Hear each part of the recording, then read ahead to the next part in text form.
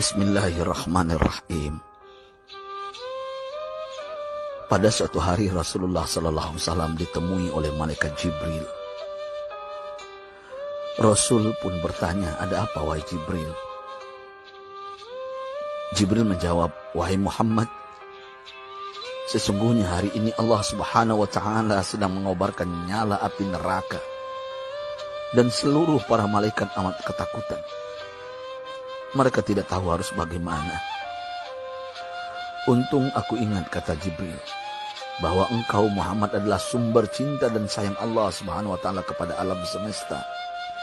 Dengan alasan itu aku kesini, bertabaruk mengambil berkah dengan cinta Allah kepada dirimu, ya Rasulullah, ya Muhammad." Rasulullah terdiam beberapa saat, kemudian bertanya lagi, "Wahai Jibril, ceritakan padaku bagaimana neraka itu sesungguhnya." Jibril menjawab, "Wahai Muhammad,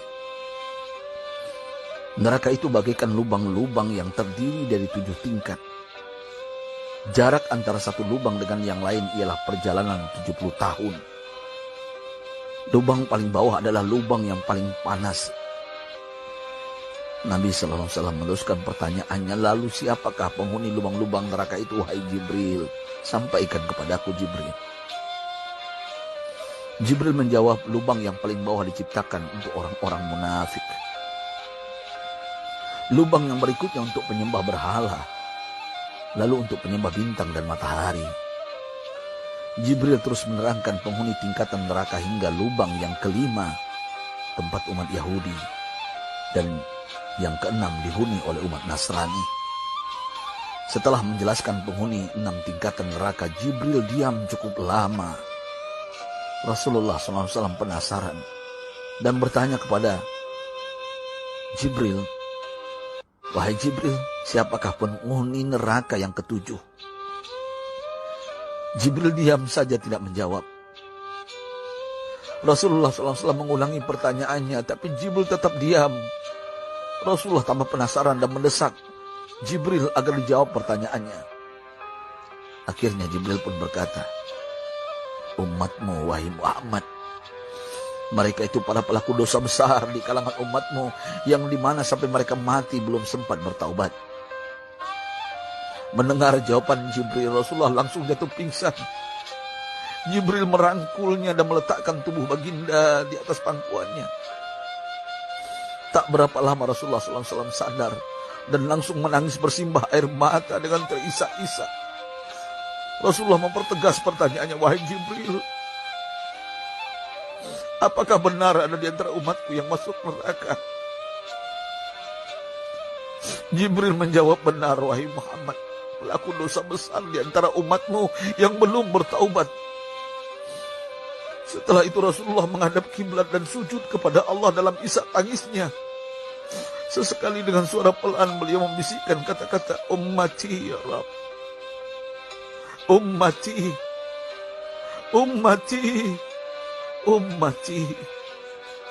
Beliau SAW tidak mengangkat kepalanya dalam keadaan seperti itu selama 3 hari 3 malam.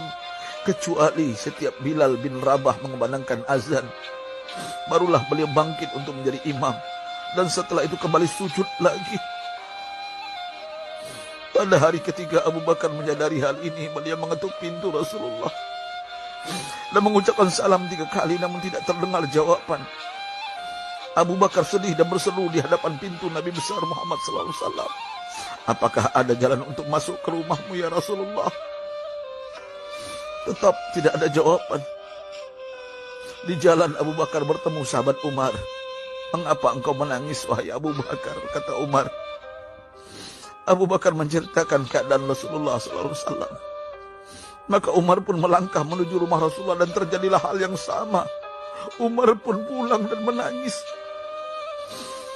Di jalan Umar bertemu sahabat Salman Al-Farisi. Dengan terisak Umar bercerita kepada Salman hingga membuat dia amat sedih, namun tidak berani mengulangi hal yang sama. Salman melangkah menuju rumah Fatimah radhiyallahu anha dan menceritakan hal itu. Setengah berlari Fatimah menuju rumah ayah tercinta dan mengetuk pintu sambil mengucapkan salam. Mendengar suara lembut putri tercinta, sejuklah dada Rasulullah. Beliau bangkit dari sujud dan membuka pintu. Alangkah terkejutnya Fatimah melihat Rasulullah, ayah tercinta, amat kurus dan pucat. Fatimah memeluknya lalu menangis. Wahai ayah, apa yang terjadi? Mengapa engkau amat sedih seperti ini?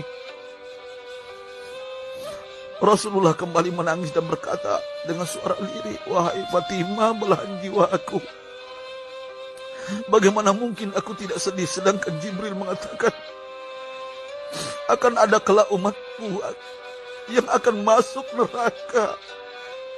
Subhanallah, betapa besar cinta Rasulullah kepada kita umatnya.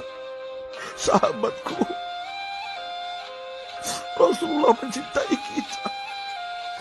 Antaman ma'aman ahbabta, engkau akan berkumpul dengan orang yang kau cintai. Mari kita mencintai baginda Nabi besar Muhammad SAW yang mencintai kita, umat yang tidak rela kita masuk neraka.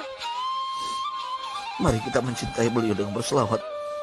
Sahabatku, sampaikan, Rasul mengajarkan kepada kita, man dalla ala khairin falau mislu ajri fa'ili.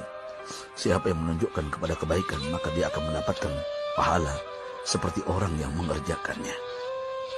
Mudah-mudahan ini menjadi pahala jariah bagi kita.